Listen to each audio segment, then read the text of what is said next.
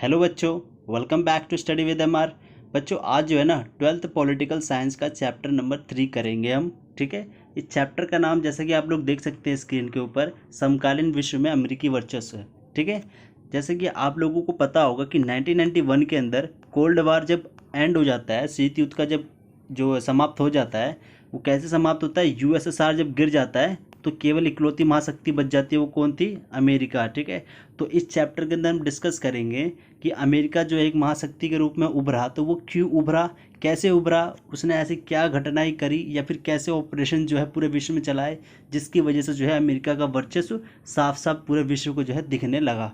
ठीक है, और आपको मैंने बताया था, याद करिए, सेकंड चैप्टर के अंदर मैंने इसीलिए बताया, सेकंड चैप्टर जो आपका यूएसएसआर के ऊपर था वो इसीलिए था क्योंकि यूएसएसआर का जो है वो विघटन हो जाता है और अमेरिका का वर्चस्व जो है हमें देखने को मिल जाता है। अगर अमेरिका का जो है उस समय पर विघटन हुआ होता तो इसको जो है ना हम सेकंड चैप्टर के अंदर पढ़ रहे होते। ठीक है, लेकिन ऐसा फिलहाल हुआ नहीं। ठीक है, तो अभी चलिए आपको एक इन्फॉर्मेशन देनी है, वो क्या है चलिए आपको दिखाता हूँ मैं।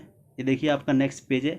जैसे कि आप लोगों को पता है कि हाल ही में जो है आपका सिलेबस जो है चेंज कर दिया गया है 11th and 12th political science का। ठीक है, अदर सब्जेक्ट के भी जो है सिलेबस चेंज हुए हैं, ये आप अपने दोस्त को बता सकते हैं। ठीक है, अब मैं आपको यहाँ पर एक चीज़ ये बताना चाहता हूँ कि जब आपका सिलेबस चेंज हुआ तो उसके अंदर जो आपका थर्ड चैप्टर था ना अमेरिका वर्चस्व वाला, उसको जो है डिलीट कर दिया गया था।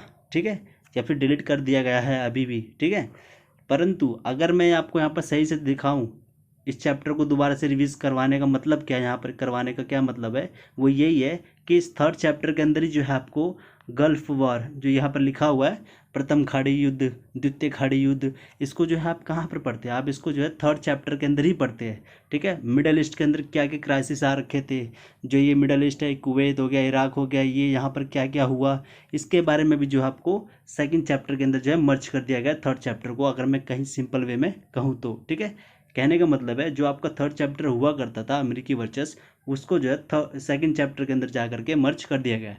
तो इसलिए मैं सोच रहा हूँ कि थर्ड चैप्टर भी आपको यहाँ पर करा दूँ, क्योंकि उसके जो कुछ टॉपिक्स हैं वो अभी भी आपके सिलेबस में हैं। ठीक है, चलिए आपको बिना देरी करे स्टार्ट करते हैं अब।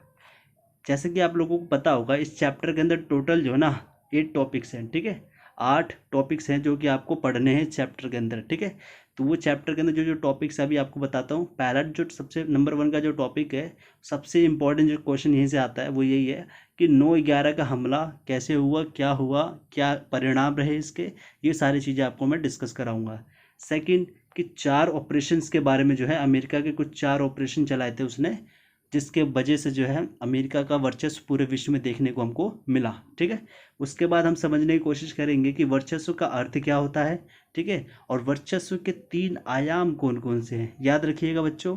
3 आयाम और अवरोधक, ये 2 क्वेश्चन बहुत ही इंपॉर्टेंट है इस चैप्टर से। मैं अगर मोस्ट इंपॉर्टेंट कहूँ तो ये वाला तो सबसे इंपॉर्टेंट है। ठीक है, इसकी तो आप जरा एक बार राइटिंग प्रैक्टिस करके भी देख लेना। ठीक है, ठीक है। अगला यहाँ पर हम क्या डिस्कस करना है कि अमेरिकी वर्चस्व के अवरोधक कौन है। पहले तो यहाँ पर हम देखेंगे कि वर्चस्व कायम करने के लिए कौन कौन सी चीज़ें हमको चाहिए होती हैं। ठीक है, और उसके बाद देखेंगे कि जो अमेरिका का वर्चस्व है उसके रास्ते में कौन कौन से कांटे हैं या अवरोध हैं। ठीक है, उसके बाद हमको नेक्स्ट जो टॉपिक है वो पढ़ना है कि अमेरिकी वर्चस्व जो है उसे कैसे निपटा जाए। ठीक है, फिलहाल चलिए बिना देरी करे स्टार्ट करते हैं अपना लेक्चर। ठीक है, तो एक चीज़ और इन्फॉर्मेशन बताओ जरा, इस वीडियो को, इस थर्ड चैप्टर को जो है ना हम यहाँ फर्स्ट टॉपिक से लेकर के 5th टॉपिक से पूरा करने को कवर करने की कोशिश करेंगे, और जो नेक्स्ट जो वीडियो होगी उसके अंदर जो है बाकी हम यहाँ से कवर करेंगे। ठीक है, चलिए स्टार्ट करते हैं अब। ये रहा आपका पहला टॉपिक, सबसे इम्पोर्टेंट जो टॉपिक है वो यही है कि 9/11 का हमला क्या था। बच्चों एक इन्फॉर्मेशन आपको बता दूं कि जो 9/11 का हमला था ना, ये एक अंतर्राष्ट्रीय आतंकवादी विश्वव्यापी हमला बोला जाता है। इसको क्यों अंतर्राष्ट्रीय आतंकवादी हमला बोला जाता है? क्योंकि इसके अंदर जो है ना लगभग 3,000 लोग जो है ना मारे गए थे। 3,000 जो लोग मारे गए थे ना अमेरिका के, वो लगभग 80 देशों से जो है संबंधित थे। ठीक है, मतलब 80 देशों से जो वो संबंध रखते थे। अब चलिए यहाँ पर आपको पूरा हिस्टोरिकल बैकग्राउंड दिखाता हूँ कि आखिर जो है 11 सितंबर 2001, जिसको अमेरिका के अंदर पहले मंथ लिखा जाता है, उसके बाद जो है डेट लिखी जाती है। ठीक है, तो आखिर 11 सितंबर 2001 में अमेरिका के अंदर ऐसी क्या घटनाएं हुई जिसमें एक ही दिन के अंदर 3,000 लोग मारे गए। ठीक है, बहुत ही त्रासदी वाली घटना थी ये। तो चलिए आपको बताता हूँ हुआ क्या एक्चुअली में। देखिए क्या है कि अमेरिका के ना व्यापारिक जो जहाज़ है वो कहीं एयरपोर्ट के ऊपर थे, ठीक है। तो वहाँ पर जो है ना अचानक से 19 अपहरणकर्ता आए और उन्होंने जो है इन चारों प्लेन्स को जो है हाईजैक कर लिया। यहाँ पर इमेजिनेशन के रूप में ये एरोप्लेन्स है, ऐसा समझ लीजिए आप, ठीक है। तो हाईजैक कर लिए इन चारों के चारों विमानों को अमेरिका के, ठीक है। और कहा जाता है कि जो 19 अपहरणकर्ता थे ना, ये अरब देश से संबंधित है। अब ये अरब देश कौन से होते हैं? ये अरब देश बच्चों वही होते हैं जो मिडल ईस्ट वाले, जैसे इराक हो गया, कुवैत हो गया, ठीक है। इनको बोला जाता है अरब के देश, ठीक है। तो इनमें से जो है 19 अपहरणकर्ता आए और इन्होंने जो है अमेरिका के 4 व्यावसायिक विमानों को जो है हाईजैक कर लिया। हाईजैक का मतलब कब्जा कर लिया, ठीक है। अब इन इन जो 19 अपहरणकर्ता थे, इनका मेन मकसद था क्या? इनका मकसद था कि अमेरिका को जो है ना ज़्यादा से ज़्यादा जो है क्षति पहुंचाई जाए। अब इन्होंने क्षति कैसे पहुंचाई, तो चलिए यहाँ पर ये हिस्टोरिकल बैकग्राउंड यहाँ पर अब आपको मैं बताता हूँ। अमेरिका के जो 2 व्यावसायिक विमान थे, नंबर 1 और नंबर 2 जो विमान थे, इसको जाकर के टकरा दिया किससे? अमेरिका के वर्ल्ड ट्रेड सेंटर से, जो कि न्यूयॉर्क के अंदर स्थित है, ठीक है। तो वहाँ पर अमेरिका की वर्ल्ड ट्रेड जो सेंटर, उसकी 110 मंजिला जो जुड़वा इमारतें थी, उन दोनों से जाकर के इसको टकरा दिया जहाज को जानबूझ करके, ठीक है। और इसका जो तीसरा विमान था अमेरिका का, वो व्यावसायिक विमान जिसको हाईजैक कर रखा था, उसको जो है अमेरिका के पेंटागन, जो कि वॉशिंगटन डीसी के अंदर स्थित है, और पेंटागन के अंदर जाकर के उसको लड़ा दिया जाता है। और पेंटागन क्या है? ये रक्षा विभाग है अमेरिका का, सबसे जो मुख्यालय है ना, रक्षा विभाग का जो मुख्यालय है वो यही है, ठीक है। तो इससे जाकर के अमेरिका के जो वो है अपहरणकर्ता, उन्होंने जाकर यहाँ पर टकरा दिया। तो ये 3rd एरोप्लेन था, ठीक है, तीसरे नंबर का एरोप्लेन को जहाँ पर जाकर टकरा दिया जाता है। अभी जो चौथा एरोप्लेन था, इसको जो है माना जाता है, ऐसे विद्वानों का कहा जाता है कि जो चौथा एरोप्लेन था, इसका मकसद था कि अमेरिकी संसद भवन पर जो है अटैक किया जाए। पर हाईजैक वाले भी जो है थोड़ा बहुत कंट्रोल अपना खो देते हैं। उसके पश्चात जो आपका 4th जो एरोप्लेन है, ये जाकर के गिरता है कहाँ पर? पेंसिल्वेनिया के खेतों में जाकर के ये गिर जाता है। तो मतलब कहें, इस पूरे के पूरे डैमेज से जो है लगभग 3000 लोग मारे गए, जो कि 80 देशों से संबंध रखते थे। और काफ़ी ही बड़ी त्रासदी वाली घटना थी ये, जिससे कि अमेरिका जो है ना, इस बोला जाता है, बहुत सारे विद्वान कहते भी हैं कि अमेरिका को जो है ना, इस डेट से पहले आतंकवाद क्या होता है इसकी कोई खबर थी नहीं। भारत जो है ना हमेशा बोलता रहा पूरे विश्व को, आतंकवाद है, आतंकवाद है, आतंकवाद है। परंतु जो हमारे विश्व वाले जो पावर है, जैसे अमेरिका हो गया, ये लोग मना करते रहे। ये कहते हैं अरे कुछ नहीं है आतंकवाद वगैरह वगैरह चीज़ें। लेकिन जब उनकी खुद की धरती पर ये घटना हुई आतंकवादी वाली, तब उनको एहसास हुआ कि हाँ, वाकई में आतंकवाद जो है बहुत ही बड़ा खतरा है हमारे पूरे विश्व के लिए। और इसके पश्चात ही जो है ना, जब ये घटना हुई, तो इसके पश्चात ही जो है जॉर्ज बुश, जानते होंगे आप, राष्ट्रपति हैं अमेरिका के, मतलब थे राष्ट्रपति, इन्होंने जो है वॉर ऑन टेरर का जो है नाम दे करके बहुत जगह जो है ऑपरेशन चलाए, ठीक है। तो उन ऑपरेशंस को जरा हम यहाँ पर अब देखते हैं, ठीक है। कहा जाता है कि अमेरिका का जो वर्चस्व वो कैसे दिखने लगा पूरे विश्व में, तो उसके लिए जो है अमेरिका के कुल 4 जो है ऑपरेशंस को जिम्मेदार ठहराया जाता है। तो इस बुक के अंदर आपकी तो 3rd चैप्टर है, उन चारों ऑपरेशंस का नाम दे रखा है। तो जो आपका फर्स्ट ऑपरेशन है, उसको चलिए आपको यहाँ पर अब मैं डिस्कस करा देता हूँ। जो आपका फर्स्ट ऑपरेशन है, उसको बोला जाता है कि ऑपरेशन डेजर्ट स्टॉर्म, ठीक है। इसको और भी नामों से जाना जाता है, जैसे कि प्रथम खाड़ी युद्ध, ठीक है। इसको जो और भी बोलते हैं, जैसे कि कंप्यूटर युद्ध बोला जाता है, वीडियो गेम वॉर भी बोला जाता है। इसको कंप्यूटर युद्ध क्यों बोला जाता है? क्योंकि इस युद्ध के अंदर स्मार्ट बमों का जो है प्रयोग किया गया था, ठीक है। और वीडियो गेम वॉर क्यों बोला जाता है? क्योंकि इस युद्ध की जो है ना टेलीविज़न पर लाइव कवरेज की गई थी, ठीक है। इसलिए जो है इसको वीडियो गेम वॉर और कंप्यूटर युद्ध भी कहा जाता है। और इसको जब प्रथम खाड़ी युद्ध तो बोलते ही बोलते हैं, ठीक है। अब चलिए ज़रा देखते हैं इसमें हुआ क्या था एक्चुअली में, जबकि अमेरिका ने ये ऑपरेशन लॉन्च कर दिया, ठीक है। अब चलिए आपको यहाँ पर बताता हूँ। देखिए, इराक और कुवैत, जैसा कि मैंने आपको बताया कि मिडल ईस्ट के ही जो है पार्ट है, ठीक है। तो इराक जो है ना 1961 से ही जो है कुवैत के ऊपर कब्जा करना चाहता था। क्यों कब्जा करना चाहता था? क्योंकि कुवैत जो है ना बहुत ही ज़्यादा जो है कच्चे तेल का बोलते हैं उत्पादक है, ठीक है। मतलब वहाँ पर जो कुवैत है, कुवैत के अंदर कच्चे माल जो है, कच्चा जो तेल है, बहुत ही ज़्यादा मात्रा में वहाँ पर पाया जाता है, ठीक है। तो इराक जो है 1961 से ही बोलता आया है कि जो कुवैत है ना, वो तो हमारा ही पार्ट है, ठीक है। कुवैत के ऊपर जो है इराक 1961 से ही जो कब्जा करने की कोशिश कर रहा था, ठीक है। तो एक दिन जो है अचानक कुवैत को बोल सकते हैं माथा सटका या कुछ हुआ। तो ये इराक का एक दिन जो है माथा सटका या कुछ हुआ। तो इराक ने जो है ना 2 अगस्त 1990 में मात्र 6 घंटे के अंदर अंदर कुवैत को जो है अपने अंडर में कर लिया, ठीक है। बोले तो अपने कब्जे में कर लिया उसको, ठीक है। और यहाँ पर जब ये कार्रवाई की गई इराक के द्वारा कुवैत को कब्जा करने की, तो यूएनओ पूरे विश्व की जो बोलते हैं अंतर्राष्ट्रीय संगठन है, इसने जो है इस आक्रमण की जो है पूरी सही ढंग से जो है निंदा करी।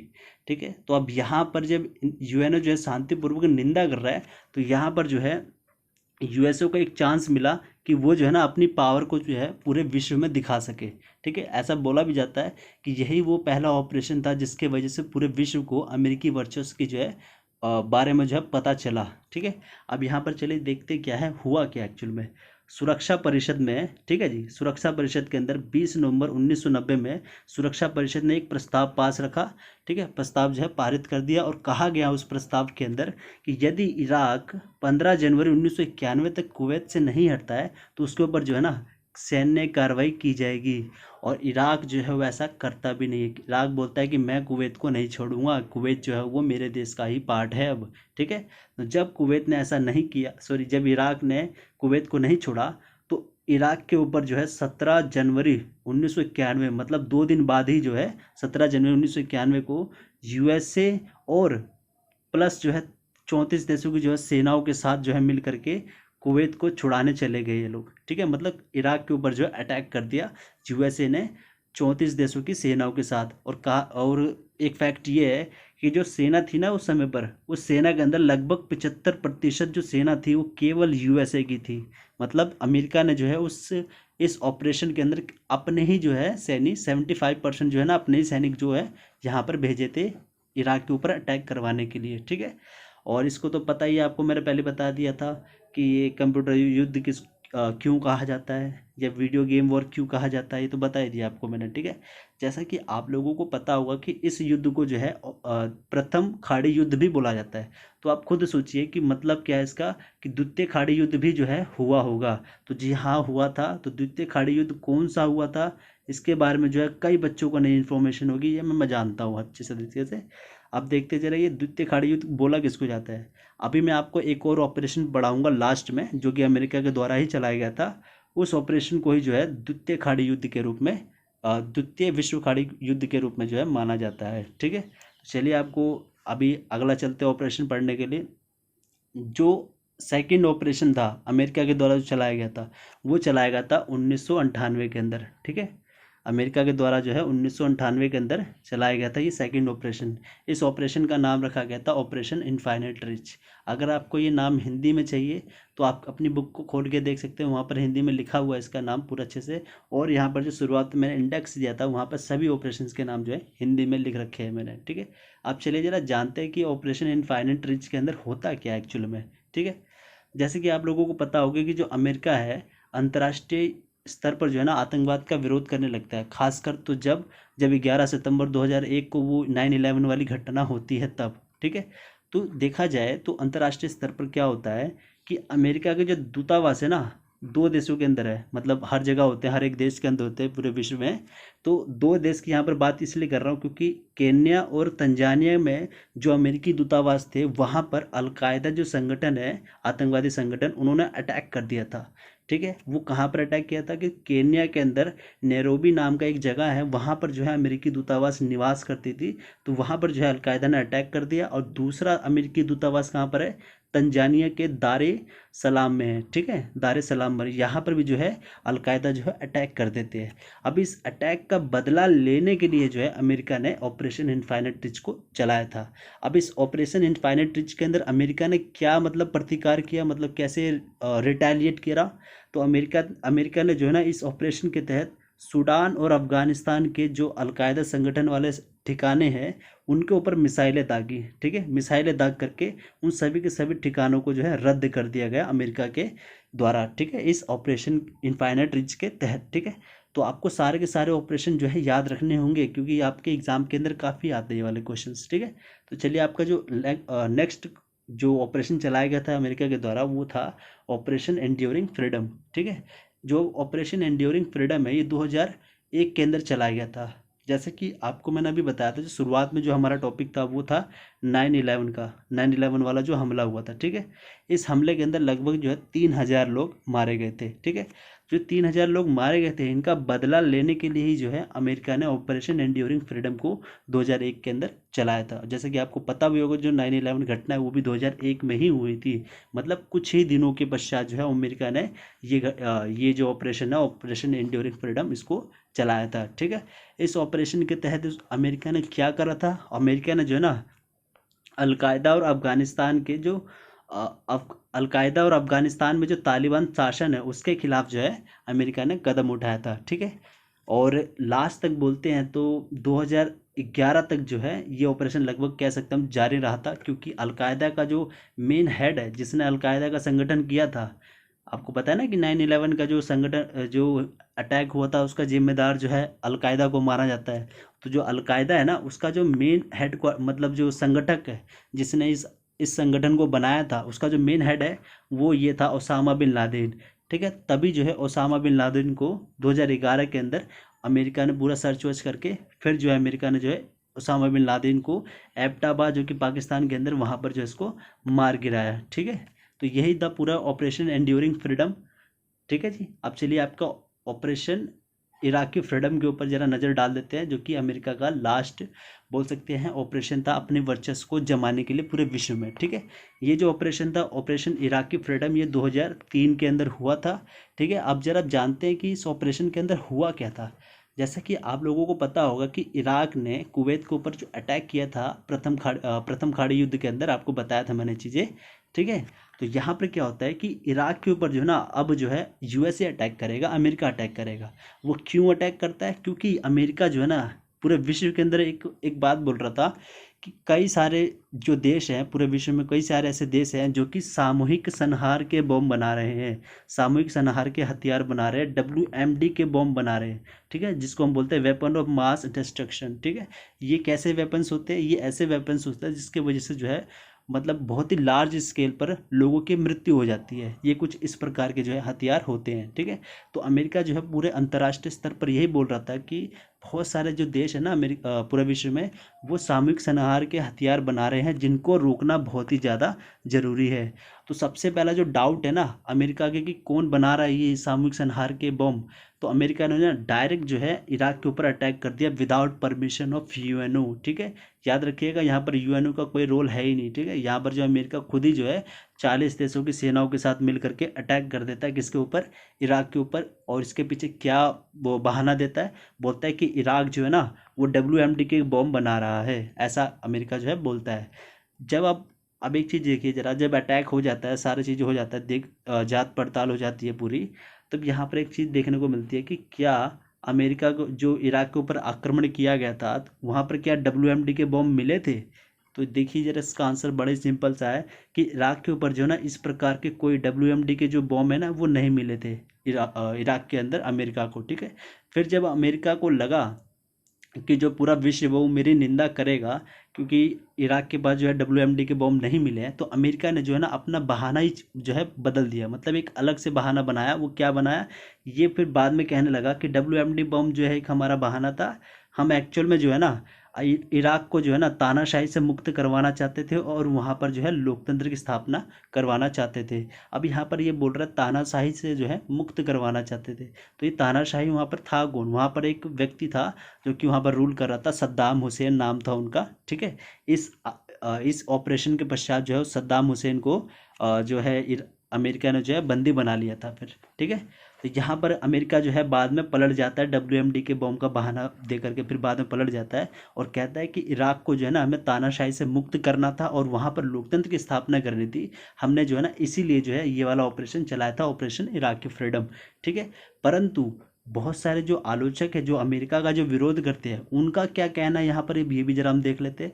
उनका ये कहना है कि जो अमेरिका है ना उसकी नज़र है किसके ऊपर, इराक के तेल भंडार के ऊपर।